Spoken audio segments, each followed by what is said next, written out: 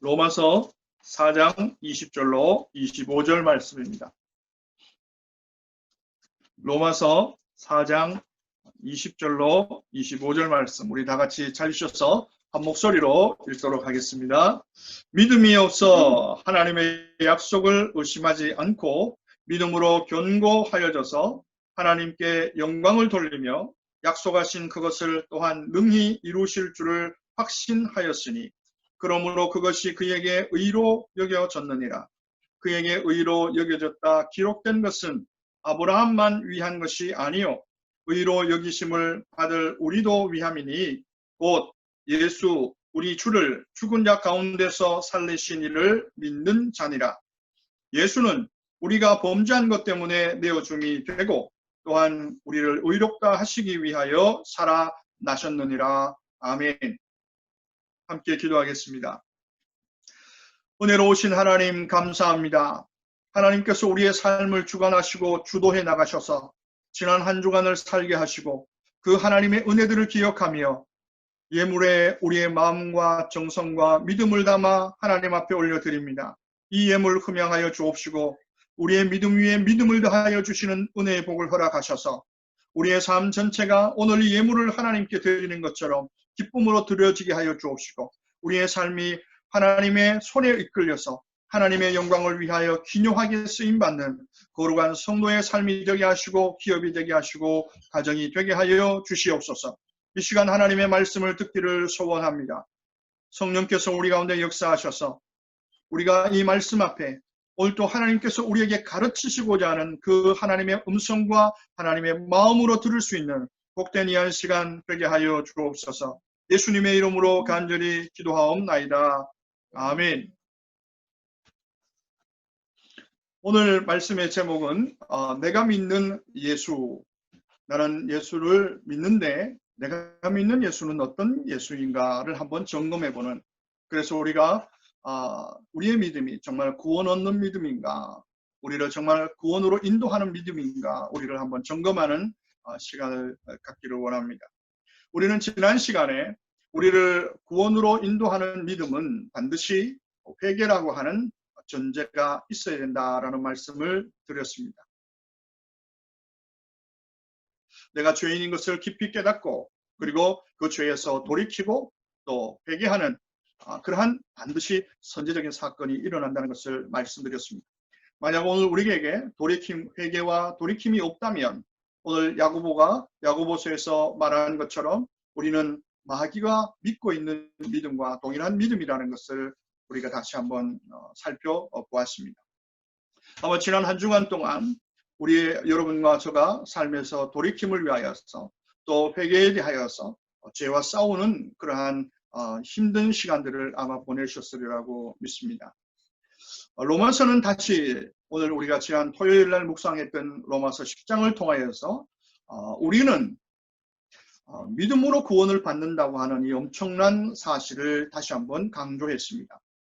사람이 마음으로 믿어 의에 이르고 입으로 시인하여 구원에 이른다라는 말씀입니다. 이것은 로마서에 있는 바울의 말만 아니라 구약의 이사야 선지자도 동일한 말을 고백하고 또 요엘 선지자도 동일한 말씀을 하고 있습니다. 바울은 또 이 말씀을 빌립보 간수를 향하여서 동일한 말씀을 선포합니다. 뿐만 아니라 성령이 강림한 이후에 사도들의 첫 번째 설교의 주제는 바로 누구든지 주의 이름을 부르는 자는 구원을 얻는다는 것이었습니다. 누구든지 주의 이름을 부르는 자는 구원을 얻는다라고 하는 이 사실은 복음 중에 복음인 것이 사실입니다. 그 대표적인 예가 바로 예수님과 함께 십자가에 달렸던 우편 강도가 구원받은 사건입니다. 오늘날 많은 사람들이 이 우편 강도에 대해서 좀 오해를 하고 있습니다. 나도 우편 강도와 같이 마지막 순간에 예수님을 입으로 고백하고 구원받지라는 그런 생각에 아니라는 생각으로 그런 기대를 가지고 살아가는 것입니다. 그러나 여러분, 그런 기회는 누구에게나 주어지는 것이 결코 않는 아주 위험한 생각입니다. 뿐만 아니라 오늘 우리는 이 우편 강도를 참 오해하고 있습니다. 정말 성경을 읽을 때 자세히 읽지 않습니다. 여러분 자세히 읽어보면 여기에 아주 중요한 사건이 하나 있습니다. 이 우편 강도야말로 정말 입으로만 예수님 나를 구원해 주십시오 이렇게 한 사람이 아니라는 사실을 우리가 보게 됩니다. 우리가 알고 있는 사실과는 전혀 다릅니다. 그래 한번 믿어주지 라고 하는 어떤 립 서비스 정도의 그런 고백이 결코 아닙니다. 그는 철저하게 자신의 죄를 깨닫고 하나님을 두려워하는 중에 회개하며 주의 이름을 불렀습니다. 무엇보다도 예수님이 자신을 구원해 주실 유일한 분이라는 사실을 너무나 확실하게 믿고 붙잡고 있습니다. 그래서 오늘 이 우편 강도는 그냥 단순히 좌편에 있는 강도를 꾸짖는 것으로 그치지 않고 자기의 죄가 얼마나 위험하고 얼마나 끔찍하며 그 죄 때문에 오늘 이 예수님이 돌아가시고 또한 나의 영혼과 나의 영원한 삶을 책임지시고 이끌어 가실 분은 오직 나와 함께 이 십자가에서 죽어가고 있는 이 예수밖에 없다는 사실을 알고 그의 온 전부를 맡기고 그의 죽음 이후의 영원한 삶도 예수님께 맡기게 됩니다. 여러분 이것이 그냥 되어지는 일이 아니죠. 정말로 그의 마음속에 정말로 큰 격변이 일어나는 겁니다. 정말 진정한 회개가 오늘 이 우편 강도 속에 있는 것입니다. 그래서 이 우편 강도가 예수님께 뭐라 말하죠? 어떻게 부탁합니까? 예수여, 당신의 나라에 임할 때에 나를 기억하소서 하는 것입니다. 이것은 그냥 건성으로 드려지는 립 서비스가 아닙니다. 정말로 여러분 한번 생각해 보십시오. 십자가에서 죽어가고 있습니다. 마지막 기회에 마지막 한마디를 외칠 수 있을 때 저와 여러분 무엇을 외칠 수 있겠습니까? 오늘 즐거운 교회 모든 성도님들이 정말 진심을 다하여서 오늘 이 우편 강도와 같이 예수 그리스도를 고백할 수 있기를 주님의 이름으로 축복합니다. 고백하는 것으로 그치는 것이 아니라 정말 이 우편 강도와 같이 정말 우리의 온 전제, 우리의 삶, 우리의 모든 것들을 주님께 맡기시는 은혜가 있기를 축복합니다.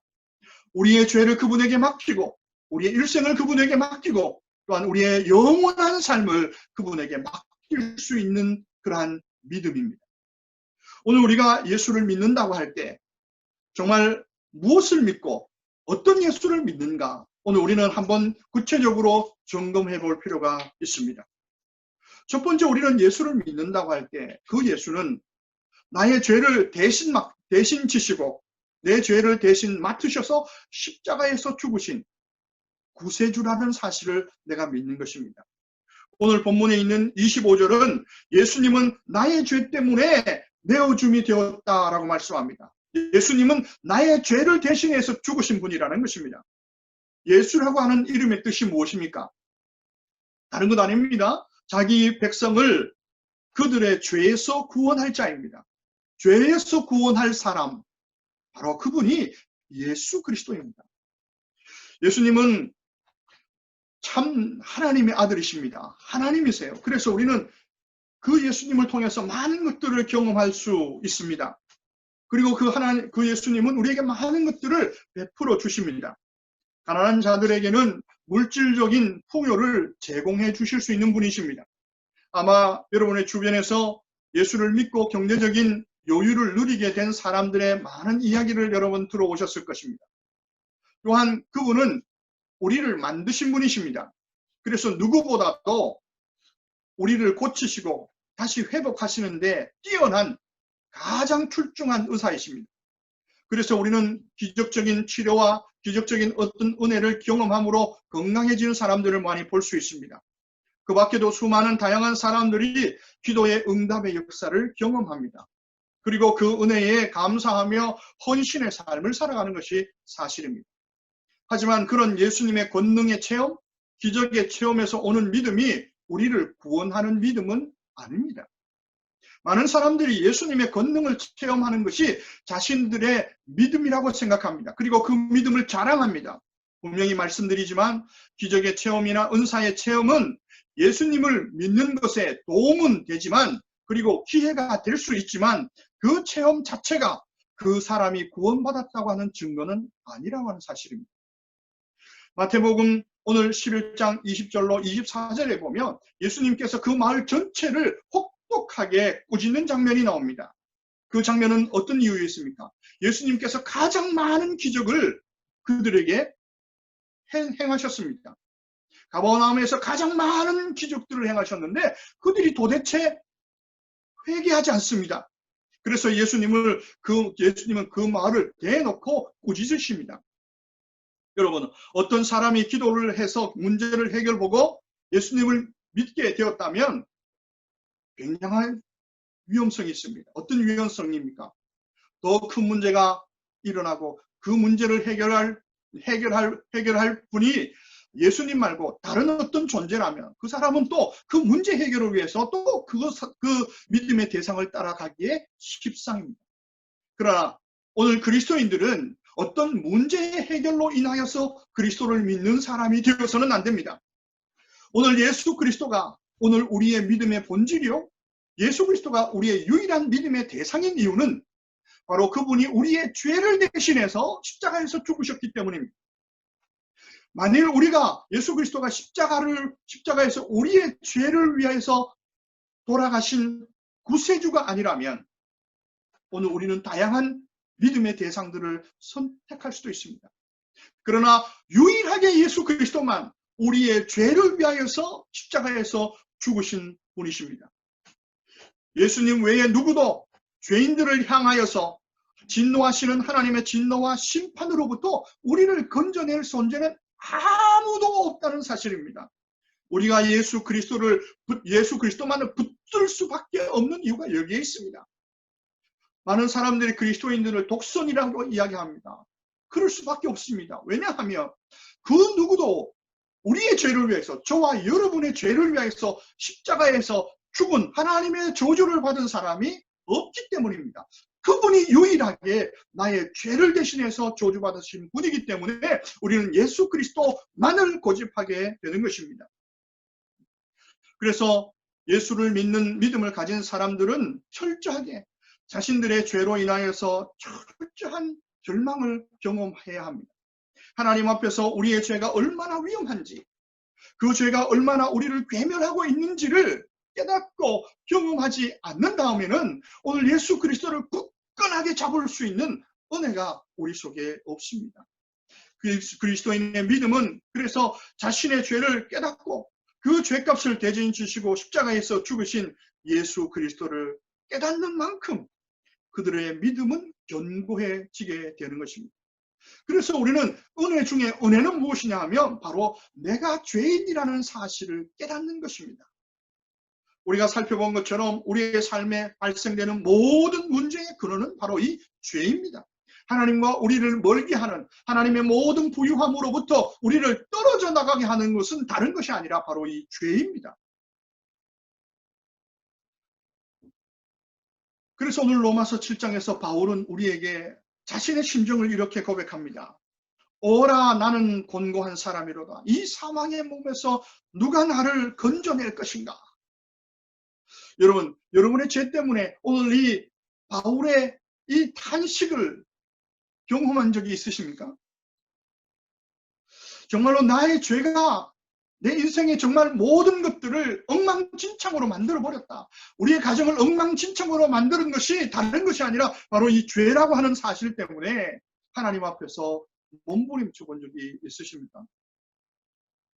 오늘 이 바울의 이 7장 24절의 고백은 엄청난 고백입니다. 그리고 바울만의 고백이 아니라 우리 모두의 고백이어야 됩니다. 오늘 바울은 이렇게 고백합니다. 오라 나는 곤고한 사람이로다.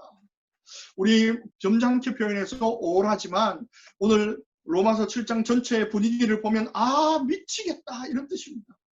오늘 우리는 표현을 하면 아 죽겠다 이런 표현이에요. 아 미치겠다. 여러분 죄 때문에 이런 탄식을 해본 적이 있으십니까? 곤고하다는 말은 이런 표현입니다. 빨래를 쥐어 짜는 것입니다. 빨래를 쥐어 짜는 것이 곤고함이라고 하는 의미입니다. 여러분 죄로 인하여서 그 죄를 고민하면서 여러분이 정말 쥐어짜듯이, 빨래를 쥐어짜듯이 여러분의 마음이 쥐어짜지는 그런 경험을 해보셨습니까? 그러나 오늘 바울의 고민은 여기서 그치지 않습니다. 자신이 어떻게 표현했습니까? 나는 사망의 몸이다, 이렇게 표현합니다. 이 사망의 몸이라고 하는 것은 당시에 로마의 형벌 중에 하나입니다. 정말 로마가 극형에 처할 때 사람을 죽이는 방법인데, 말뚝에다가 말뚝을 세워놓고 거기에 시체와, 죽은 사람의 시체와 산 사람, 죄인을 함께 이렇게 해서 끈으로 꽁꽁 묶어 놓습니다. 그리고 그 사람이 서서히 죽어가도록 하는 형벌입니다. 여러분 생각해 보세요. 얼마나 끔찍합니까? 시체가 썩어져 가고 있습니다. 거기에 구더기가 쓰러지고 있고요. 그 도끼와 그 엄청난 것이 오늘 코와 입을 마주하고 있는 이 상황에서 사람이 죽어간다고 생각해 보십시오. 얼마나 끔찍한 일입니까? 정말 이것에서 벗어나고자 몸부림을 쳐봅니다. 그러나 꽁꽁 묶여있는 그 밧줄을 풀 재간이 없습니다. 로마의 황제의 권위로 그것이 묶여져 있는 상태이기 때문입니다. 여러분, 이것이 바로 죄에 묶여있는 우리의 삶의 현실입니다. 그때 누군가가 와서 그 동아줄을 끊고 나를 자유하게 했다면 어떤 일이 벌어지겠습니까? 그 사람을 향한 우리의 마음과 우리의 태도는 어떻게 달라질 수 있겠습니까? 아마 그 사람을 위해서 평생을 살아갈 겁니다. 다시는 그 죄의 몸이 되지 않기 위해서 몸부림치며 살아갈 것입니다. 바울은 로마서를 통해서 바로 그 예수님께서 바로 우리의 사망에 묶인 우리를 풀으시고 우리 대신 그 사망의 몸에 묶이신 분이 바로 예수 그리스도다, 이렇게 말씀하고 있습니다. 여러분, 저와 여러분이 이렇게 죄 사함을 받아야 합니다. 이것이 오늘 우리의 믿음의 근거가 되어야 합니다. 이것이 내가 예수 그리스도를 믿는 이유가 되어야 합니다. 나의 죄를 대신하여서 사망의 몸으로 죽으신 이 예수 그리스도가 나의 예수 그리스도야 됩니다. 정말 내가 예수 그리스도를 그렇게 믿고 내가 예수 그리스도를 그렇게 맞이했다면 우리 속에는 어떤 변화가 일어날까요? 죄에 대한 태도가 달라질 것입니다. 이전에 죄를 바라보던 것과 죄는 사뭇 다르게 그 죄를 취급하게 됩니다. 십자가를 보는 마음이 달라집니다. 십자가가 그저 흉측한 형틀, 예수가 죽었다더라, 이것이 아니라 그 십자가가 나의 자랑이 되는 것입니다. 그 십자가에 바라볼 때마다 나는 감사가 터져 나오는 것입니다. 정말 내가 예수 그리스도를 구세주로, 나의 죄를 대신해서 죽은 구세주로 내가 믿는다면 성도의 삶에는 죄에 대한 태도와 달라진 죄에 대한 나의 달라진 태도와 나의 감사가 끊이지 않는 삶을 사는 것입니다. 바로 이것이 내가 진짜 구원받는 믿음을 갖고 있는지 아닌지를 점검하는 첫 번째의 척도입니다. 사랑하는 성도 여러분, 여러분의 모든 죄를 예수 그리스도에게 맡기시는 은혜가 여러분 가운데 있으시기를 주님의 이름으로 축복합니다. 두 번째로 내가 믿는 예수는 어떤 예수입니까? 오늘 동일한 25절의 하반절에 예수님은 나의 주인이 되시기 위해서 부활하신 분이시다라고 소개하고 있습니다. 예수님은 나의 죄를 위하여서 죽으신 구세주이시면서 동시에 우리를 의롭다 하신 나의 인생을 맡으시는 주인이시다. 내 인생의 주인이시다. 는 사실입니다. 여러분 죄를 예수님께 맡기셨듯이 여러분의 인생을 그분에게 맡기고 계십니까? 사도행전 8장에는 아주 흥미로운 이야기가 하나 나옵니다. 바로 마술사 시몬에 대한 이야기입니다. 이 시몬이라고 하는 사람은 귀신의 힘을 빌려서 마술을 잘 하는 사람이었습니다. 그래서 사마리아 사람들을 미혹시켰습니다. 마술이라는 게 사실은 아니잖아요. 진실은 아니잖아요. 사람을 속이는 거잖아요. 그래서 이 사람들을 속이면서 미혹하면서 군림했던 사람들입니다. 함부로 무시할 수 없는 그러한 존재가 바로 이 시몬이라는 사람이었습니다. 그런데 어느 날 빌립이 이 사마리아 땅에 와가지고 말씀을 증거하고 복음을 증거하고 성령의 역사를 그들 속에서 전하기 시작합니다. 이것을 보고 이제 이 시몬이, 마술사 시몬이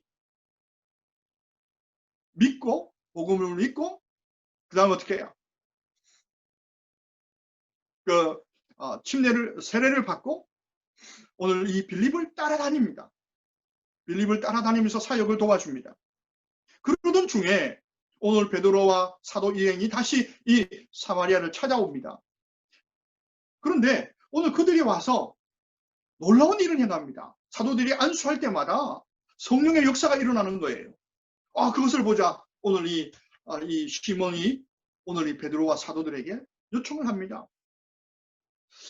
내가 돈을 줄 테니까 이 성령의 은혜, 성령의 능력을 팔라고 이야기합니다.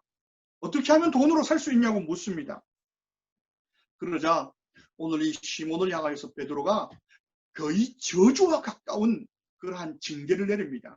오늘 사도행전 28장 21절에 보시면 하나님 앞에서 내 마음이 바르지 못하니 이 도에 내가 관계도 없고 분깃될 것도 없도다, 이렇게 말합니다. 너는 진리와 상관없는 사람이다, 이런 뜻이에요. 요즘 말하면 오늘 이 시몬은 어떤 사람입니까? 전도가 되어가지고 교회에 등록하고 성경 공부도 마치고 이런저런 훈련을 마쳐서 침례까지 받았습니다. 그리고 그는 어떻게 해요? 영향력 있는 사람입니다. 그런데 오늘 이 시몬을 향하여서 오늘 베드로가 이런 끔찍한 선언을 했다고 하는 것입니다. 정말로 그는 열심 있는 사람이었어요. 그래서 열심히 전도 사역에 동참하고 봉사와 헌신을 하는 열혈 교인이었습니다. 그에게는 체험도 있고요, 열정도 있었습니다. 하지만 그 베드로를 향하여서 너는 진리와 상관없다, 너는 구원에 이르지 못한다, 이렇게 말한 거예요. 여러분, 얼마나 끔찍합니까? 심지어 베드로는 한 수 더 나가서 이렇게 말합니다. 그러므로 너의 이 악함을 회개하고 주께 기도하라.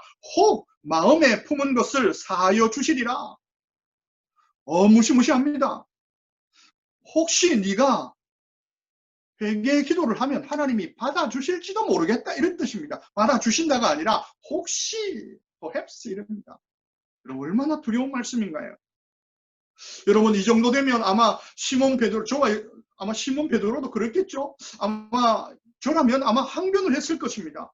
아니, 사도요, 베드로 선생님, 너무한 것 아닙니까? 어떻게 이런 험한 말을 나에게 합니까? 사도면 이렇게 막말해도 되는 겁니까? 이렇게 반론을 제기할 만한 말이 아닙니까? 그런데 왜 시몬을 향하여서 오늘 이 베드로는 이 비참한 선언을 하는 것입니까?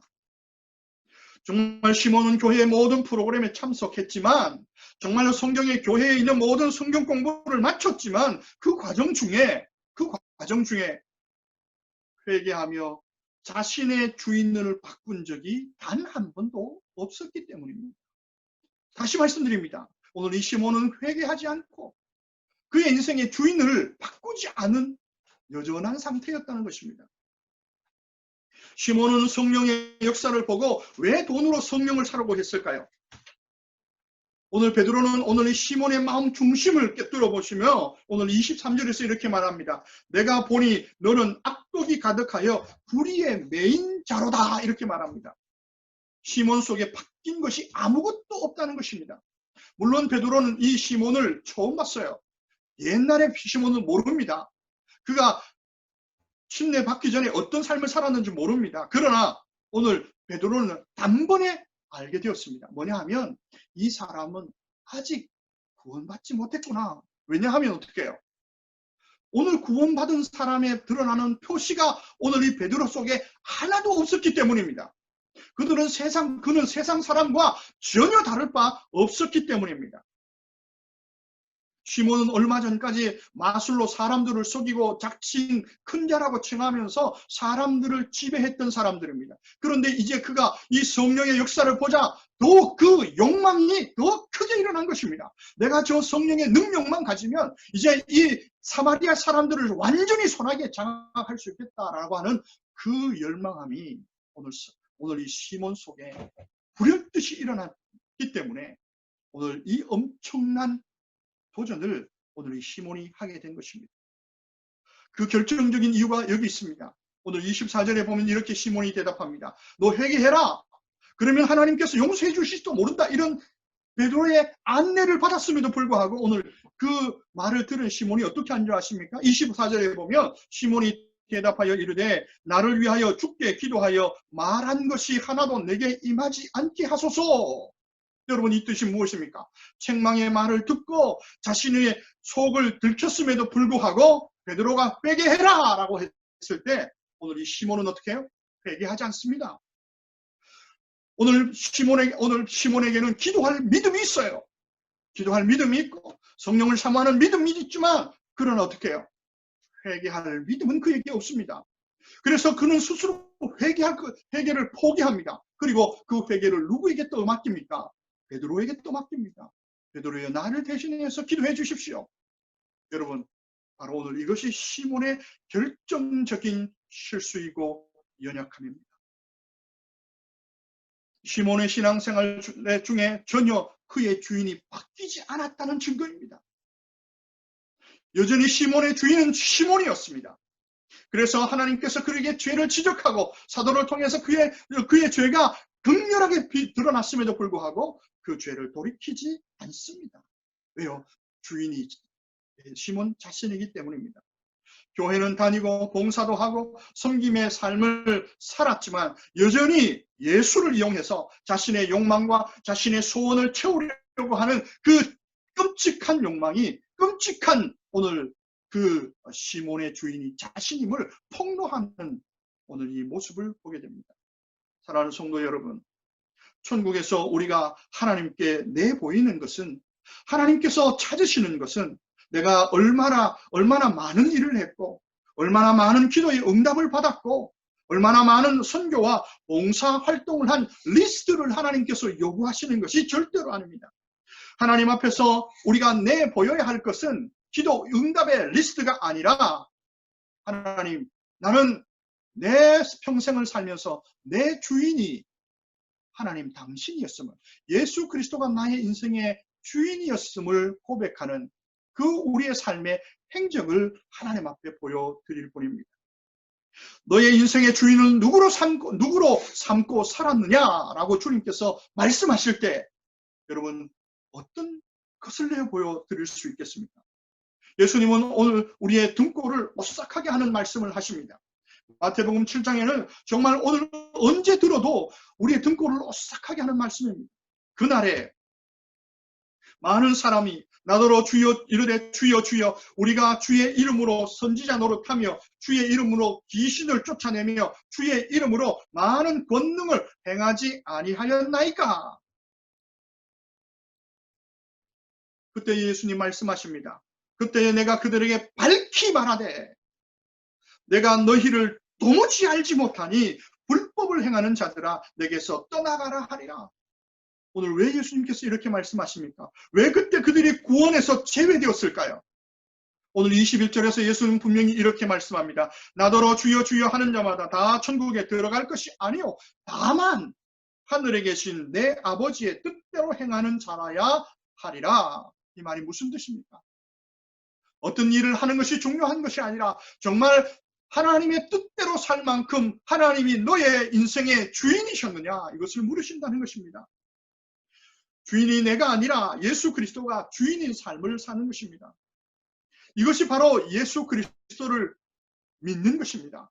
어떻게 해요? 예수 그리스도가 내 인생의 진정한 주인이시다. 그러니 내가 그 주인의 말대로 사는 순종의 삶을 사는 것입니다.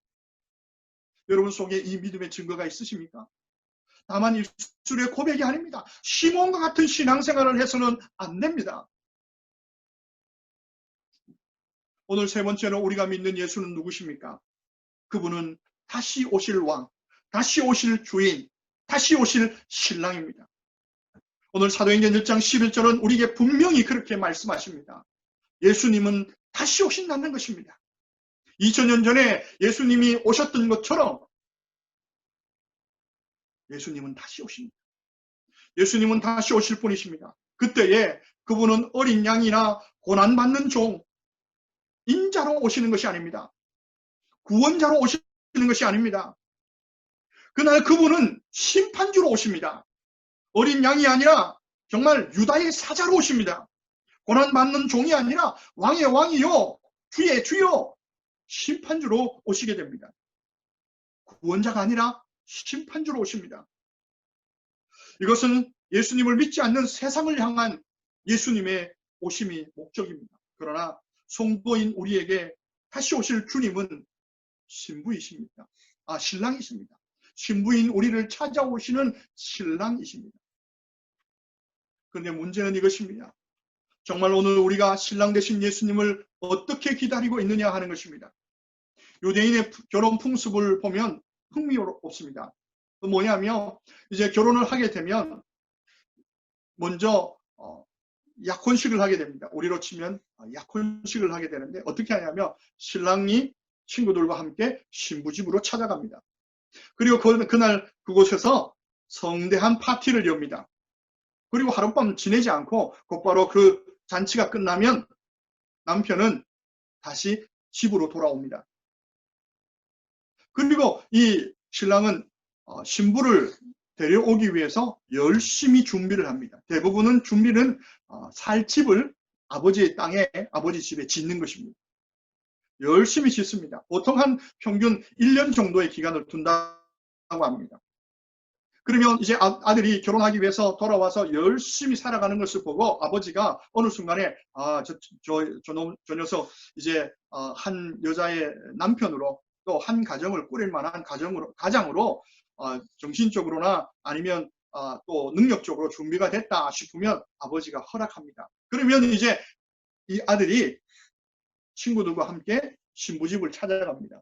그리고 나서 다시 이제 데리고 오죠. 데리고 와서 신랑 집에서 잔치를 벌리게 되는 것입니다. 결혼 잔치를 이제 본 결혼식을 하게 되는 거죠.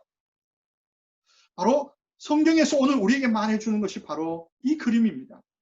여러분, 이 떨어져 있는 1년 동안 신부는 과연 어떻게 지내야 할까요?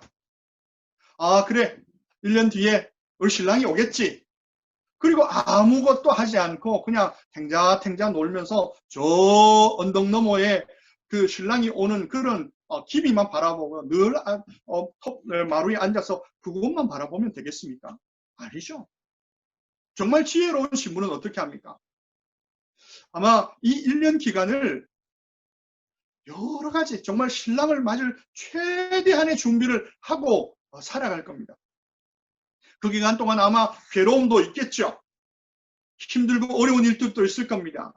또 뜻하지 않은 사건, 사고가 일어날 겁니다. 정말 그러나 이 신부는 그 기간 동안 큰 염려하지 않습니다. 왜요? 그래, 조금 있으면 신랑이 오면 그 신랑을 따라서 언덕 넘어 저 땅으로 가면 되는 겁니다. 지금 신부에게 있어서는 지금 닥쳐진 현실의 문제도 문제지만 그러나 이 현실의 문제는 잠시 잠깐이라는 거예요. 신랑이 오면 끝난다는 겁니다. 그 신랑의 오는 때를 기다리며 어떤 힘들고 어려운 시간이 있더라도 이 신부는 감사하며 즐거워하며 그 시간을 보낼 겁니다. 지난주에 그 인터넷에 보니까 김영빈 나라 자매에 대한 간증이 나오더라고요. 이 자매가 어릴 때부터 이 한쪽 이 팔에 그 혈관 종양이 생겨가지고 이 한쪽 팔이 정말 막 엄청나게 커지는 병을 앓고 있는 자매입니다.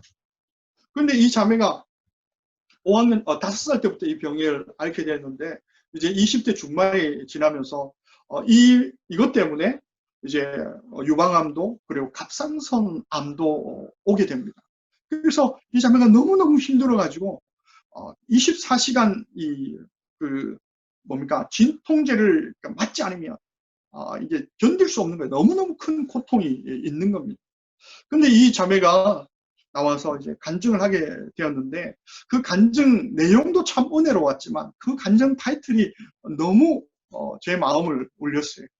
그 간증 제목이 뭐냐 하면 인생의 마지막을 알고 산다는 것은 이라고 하는 제목입니다. 인생의 마지막을 알고 산다는 것은. 그래서 오늘 막 이제 주영훈 이제 씨가 나와가지고 막 이제 간증을 하는데 막 이 주영훈 씨가 이 자매의 간증을 들으면서 너무 목이 메어가지고 막 펑펑 웁니다. 그러면서 이제 주영훈 씨가 마지막에 이 자매한테 기도 제목을 묻습니다. 자매님, 그러면 우리가 함께 기도한데 어떤 기도 제목이 있냐 물었더니 이 자매의 기도 제목이 참 대단한 기도 제목을 냈습니다. 어떤 기도 제목을 냈냐면, 누군가가 이제 자신의 삶을 보고 누군가가 힘들어한 사람이 있다면 자신을 보고 위로가 되었으면 좋겠습니다. 그렇게 쓰임 받기를 위해서 기도해 주십시오. 이렇게 기도한 제목을 내놨습니다. 의사들이 이 자매한테 그랬다는 거예요. 이 자매가 한 30대, 이제 30대 중반인데, 의사들이 이 혈관 종양 때문에 당신은 이제 40이 되면 암이 걸리게 되고 60이 되어지면 이 암이 어떻게 발전될 것이라. 그래서 의사의 소견으로는 60을 넘기지 못하는 그러한 상황인 거예요. 그런데도 불구하고 이 자매가 내 인생의 끝을 알기에 나는 지금 나를 통해서 하나님께서 더 힘들고 어려운 사람의 위로가 되기를 소원한다 라는 기도 제목을 했다. 여러분, 정말 오늘 우리가 예수 그리스도를 재림주로 다시 오실 주님으로 믿는다면 오늘 우리의 삶에 있는 여러 가지 힘들고 어려운 일들 앞에 우리가 어떻게 대처하는 것이 맞을까요? 정말로 나의 믿음이 어떻게 내 삶을 통해서 드러날까요? 인생의 마지막을 우리가 이미 알고 있다면 말입니다. 사랑하는 성도 여러분, 예수님은 우리의 죄를 대신해서 죽으신 구세주십니다. 예수님은 부활하셔서 우리의 영원한 주인이십니다. 예수님은 다시 오실 우리의 영원한 신랑이십니다. 그런데 더 충격적인 사실은 이것입니다. 바울은 이 로마서를 황제가 주인인 이 로마의 시민들을 향하여서 쓰고 있다는 사실입니다. 도시에 나가면 온 도시 전체가 황제는 우리의 주인이시다, 가이셔는 우리의 주인이시다라고 하는 그러한 도시 한가운데 있는 그들에게 너희는 그렇게 살지 말고 이제는 내가 만일 내 입으로 예수를 주라 시인하며 또 하나님께서 그를 죽은 자 가운데서 살리신 것을 내 마음으로 믿으면 구원을 얻으리라 이렇게 말합니다. 너희의 선언을 바꿔라, 너희의 고백을 바꿔라, 너희의 인사의 방법을 바꿔라 이렇게 말하는 것입니다. 너희의 주인을 황제에서 예수 그리스도로 온전히 바꾸고 그 주인과 함께 그 주인을 기다리는 삶을 살라고 오늘 로마서를 통해서 로마의 교인들에게, 로마의 성도들에게 촉구하고 있습니다. 사랑하는 성도 여러분, 새로운 한 주 나의 구주, 나의 주인께 나의 모든 것을 맡기시며 다시 오실 나의 영원한 신랑을 맞이하실 준비를 하실 수 있는 지혜로운 즐거운 교회 모든 성도님 되시기를 주님의 이름으로 축복합니다. 이 시간 우리 다 함께 기도하겠습니다. 하나님, 그렇습니다. 오늘도 내게 구원 얻는 믿음, 내가 믿는 예수 그리스도가 어떤 예수 그리스도인지 다시 한번 확인하고 점검하여서 하나님, 오늘 우리에게 예수 믿는 능력, 예수 믿는 은혜가 넘치는 교회와 가정과 개인의 삶이 되게 하여 주시옵소서. 이 시간 우리 함께 기도하겠습니다.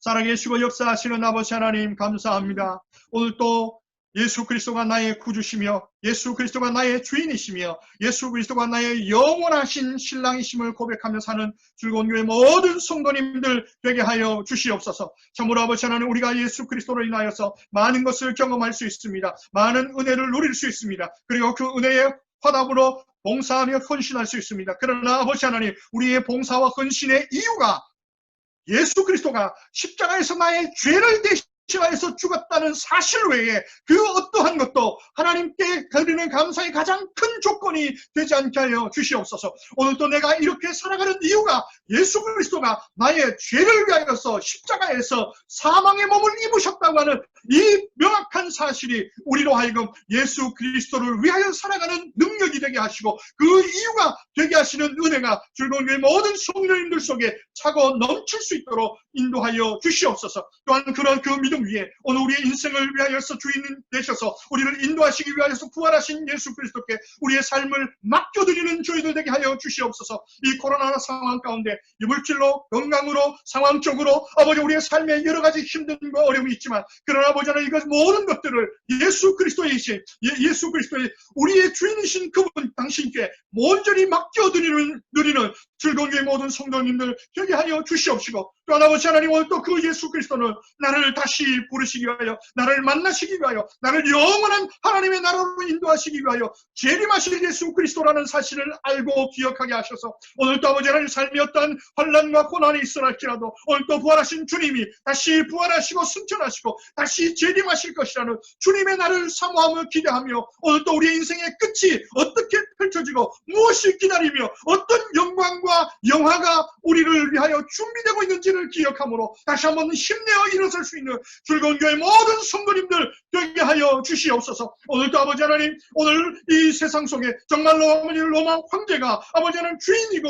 왕이고 황제라고 하는 선언할 로마의 한가운데서 오늘 하나님이 주인이시며 예수 그리스도가 나의 주인이심을 나의 왕이심을 선포하며 나가며 살았던 오늘 1세기 믿음의 선배들 로마 성도들을 본받아서 오늘 이 멸망 땅에서 다시 한번 하나님의 그 거룩한 역사를 이루어나가는 즐거운 교회 모든 성도님들 될 수 있도록 하나님 인도하여 주시고 축복하여 주시며 영광을 받아 주시옵소서.